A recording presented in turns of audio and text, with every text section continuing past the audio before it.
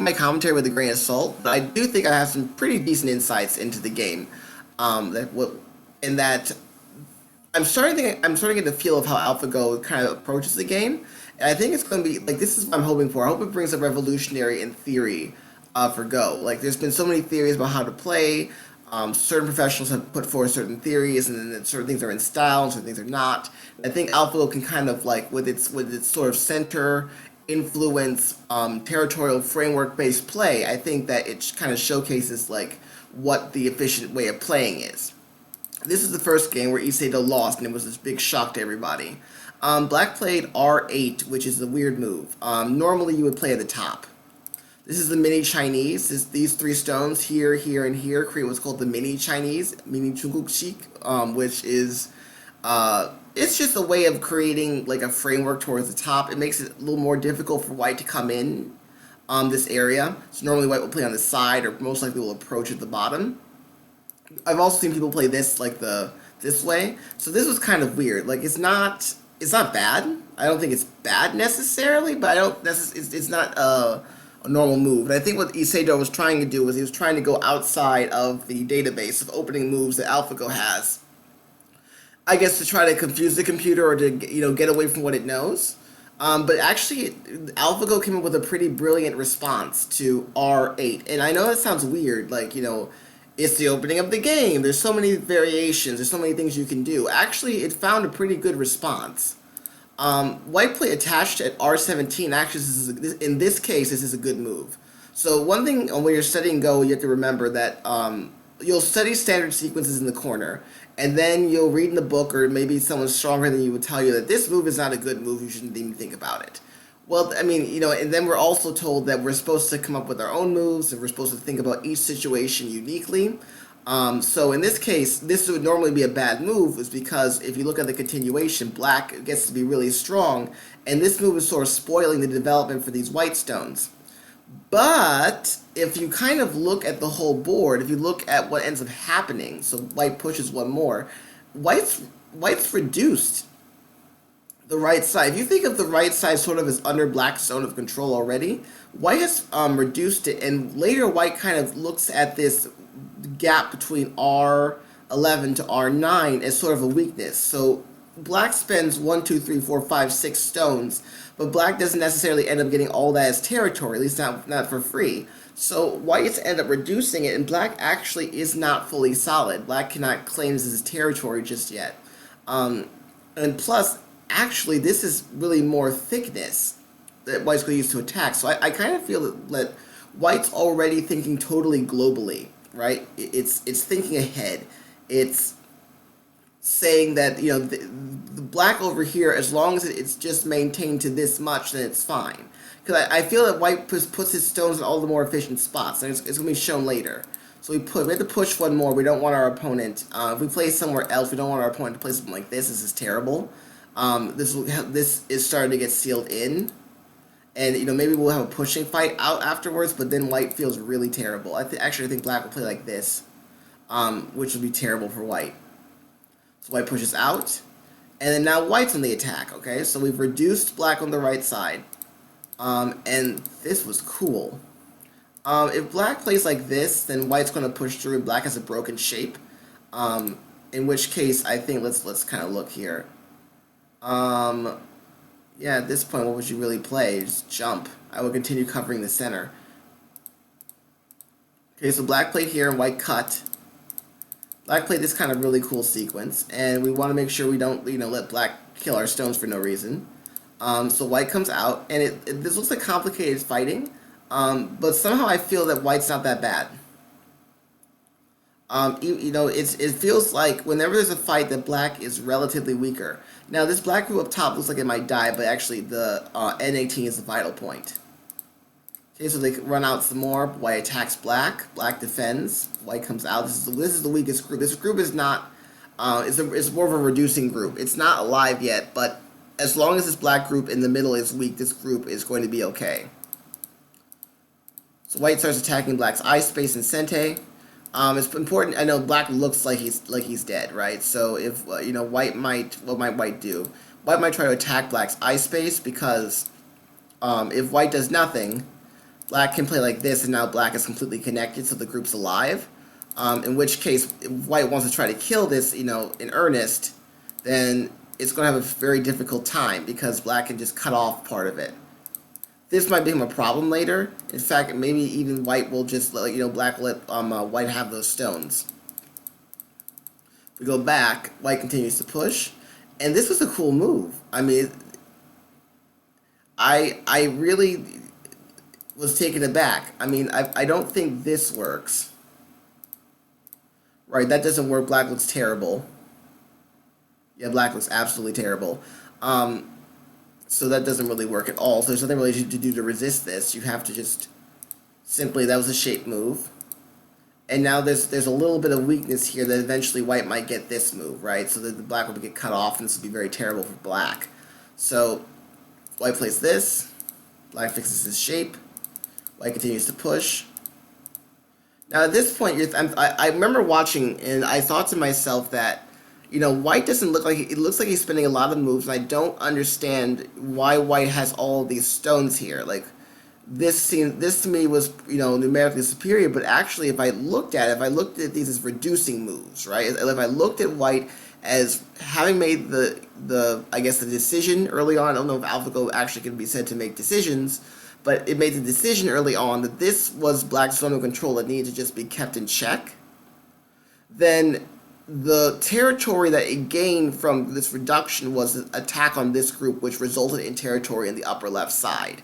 So that's kind of more of an advanced idea in that reducing or attacking your opponent gives you strength to attack another group, which in turn will get you territory. So that's how this game gets to be pretty intense, is because you're constantly doing you'll do one tactic in order to have a completely different goal on the opposite side of the board. So here I was thinking to myself, white might be a little bit in danger, but white invades, so I mean he's using, see from white's perspective, this is all full of holes. So black plays this is very important. This might be a little bit slow. I would want to play over here, but I'm wondering if white's thinking about like this or something, but I don't think that this really works. I mean, it looks a little bit scary. I mean, maybe my reading's not so great, but I don't really see this as anything all that, spectacular. I mean, that's dead. So I think that move was a little bit slow in my case. But, if white thinks it's ahead, here's the cool thing. I think if AlphaGo calculates that it's ahead, it never plays a greedy move. It never goes for too much. I guess it figures that since the right side, I guess it considers that, it sees a sequence here that white can invade and trade these stones for this territory. So actually black's real territory, if you calculate it's just this space around here, as we'll see later in the game. So black's area becomes to be about this space, which is only like 9 points, 9, 10, 11 points. And if white invades here, then this becomes very few points for black as well. So if black only has 10, 11, 12 points here, then white's ahead over here. Because white's potential territory here is far greater than the potential territory here. I just don't quite, get that this move is worth that much, but maybe in AlphaGo's algorithm it is. So black double approaches. And this was when I was first really impressed with AlphaGo. This looks like a human move. This looks like a professional human move. Like when you're outnumbered in Go, we do what's called sabaki. White's outnumbered. We have one white stone, and there's nothing but black stones over here. These two stones are dead. I mean, they have an influence on the board because they still have liberties, but they're mostly dead. So these types of moves, in my book I call them guerrilla tactics. All right, you're outnumbered. The opposing army completely, is outnumbering you. You have to pick small fights in the bush and try to get a few casualties on your enemy ever so often to try to win, right? Because you're not going to be able to do anything in force. So in this case, white does this. I felt that this was actually really forgiving on white's part. Like white just took a small amount of territory, and now black has a very, very large area here. White plays here, this is big. I mean, it leaves open the aji of this. Okay, later there might be a cut. Not necessarily right now, but later there could be a cut. After white gets this h4, we can notice that in fact white is not going to die in a ladder. So that's a ladder breaker in Sente. Although it just depends, because maybe if white takes, then black connecting here. There's a lot of possibilities in this area, but white may end up being the one getting killed. So I'm not quite sure. I've done all the reading necessary to understand that, but I do know that this will be the starting point. White plays here. Again, I was a little bit mystified, but then again, AlphaGo tends to, it's a human player when the game is close can feel nervous. He can feel like he needs to do something big. He needs to do something miraculous to get the game going. Whereas AlphaGo, probably his algorithm, it doesn't have feelings, so its algorithm just basically picks what is most best and doesn't care if it wins by half a point or 30 points. It doesn't matter. The amount doesn't actually change its calculation. So that's Sente. So white plays, this S18 is actually quite beautiful as a preparation for the invasion at R10, because it's Sente and it sets off this whole string of moves. One of the tougher things in Go, like my personal style is reading. I like to fight constantly. I like to make difficult, complicated shapes on the board and find the correct vital point to sort of bring the game, to take the game and wrestle it towards my favor. It's difficult because you can look at a good point like this. When you look at this board position, this kind of jumps out at you. This is a large knight's move. These are the two spaces in between, but it needs preparation to make it work, right? It needs an extra something.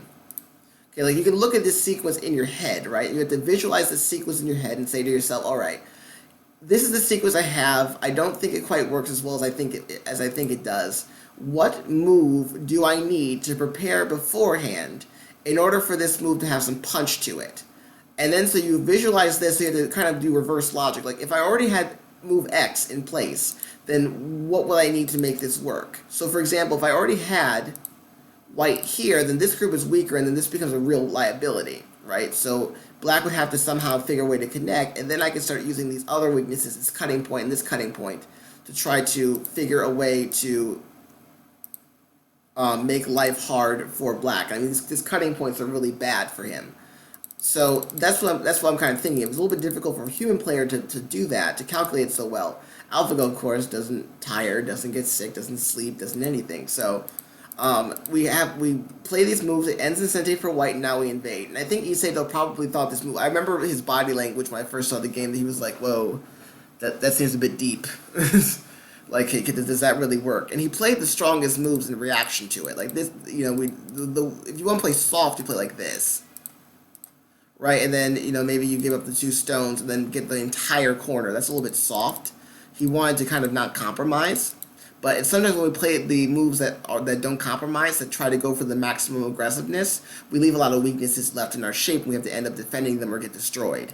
So white plays this, and then plays the vital point here, and now S18 is really doing its job. S18 was Sente. So now white already had that pre-planned move in place for this invasion to work, and now it's a trade.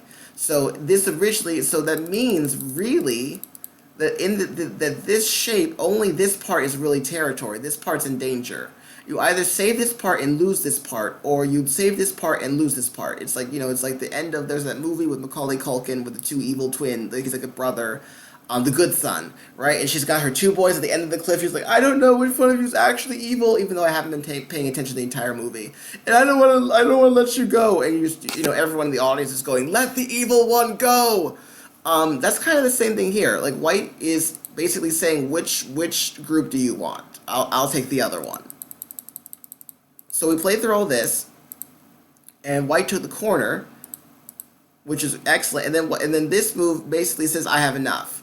Maybe it's only half a point, maybe it's only 1 point, but this says I have enough. If we look at the upper left, it's 2, 4, 6, 8, 10, 12, 14, 16, 17, 18, 19, 20, 21, 22, 23, 35 points, 40 points. It could set up to 50 points. This is huge, right? And now it's this versus this, and this edge plus this equals this, right? Black makes nothing with this group. This stone does not have much to look forward to, and black only made a small amount here. White's a little bit ahead. So that's a big move. White plays here, and maybe it would have been a bit better to just start with this. I'm not quite sure, but I thought attacking the black stone would have been bigger. I didn't really necessarily think that there's a lot to do over in this side. I mean, what this does is it prepares a move like this. Um, you can possibly do stuff like this because black cannot play like this. White turns. If black Ataris, black is dead. So in which case, black really only can go like this. And this looks really dangerous for him. Not sure how this completely and utterly turns out. Probably misreading at some point. Wonder what white's aiming at in this section. Okay, but what black plays here. Okay, in which case it's all pretty much a one-way street, right?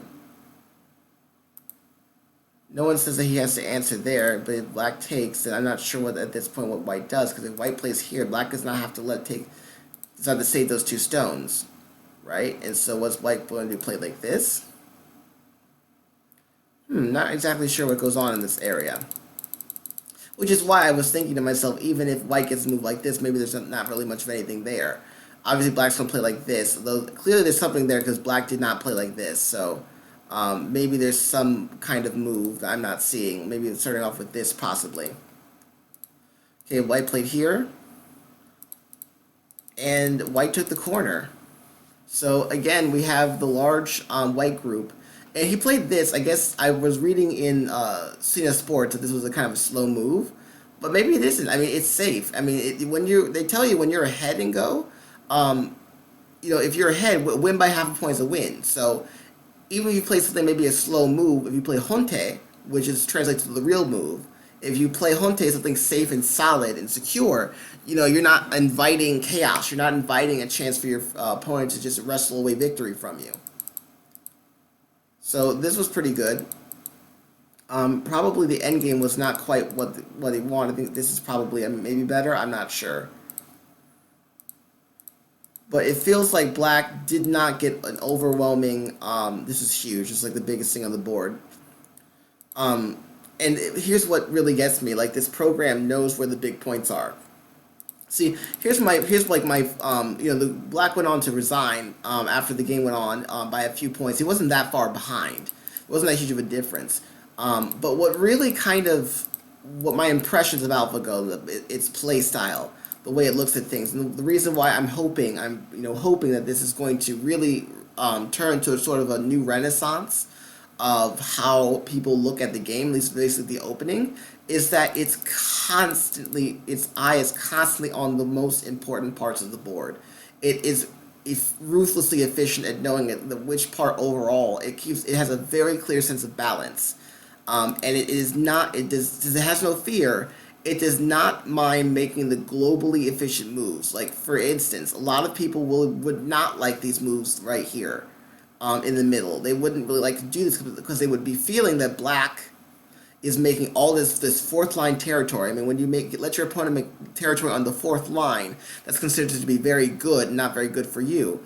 But if we consider the fact that possibly in the future this is not necessarily entirely territory, and that the globally most efficient way of looking at it is that we need to reduce it and use that reduction to eventually make profit here. If you could think that globally, all the while sort of in your head knowing the variations and the moves that could turn that strategy into reality, shows that AlphaGo is if once its programmers input more games from professionals, high quality games, it's going to be unstoppable.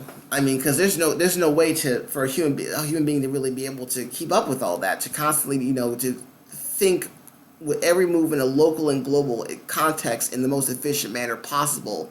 I'm not belittling Sedol. Sedol, I'm sure, with all his experience, he knows way more about the game than I do. I'm just thinking if AlphaGo does it with such ruthless efficiency, that, like I said, once it gets the additional experience, once it gets more professional, like playing with professionals, it will bring Go to a new level. And I'm already, I can't wait to see how pros start playing the game after playing AlphaGo, after seeing it beat Sedol, it stands shoulder to shoulder with some of the greatest Go players now. what it's going to be, like what the future goal is going to be. So anyway, those are my thoughts for the first game. Like I said, just the constant global thinking and the keeping sequences in its back pocket to sort of calculate the real value of certain areas. Um, by the way, so I want to actually go on to the second game now in a separate video. I hope you enjoyed this one. I'll catch you guys next time.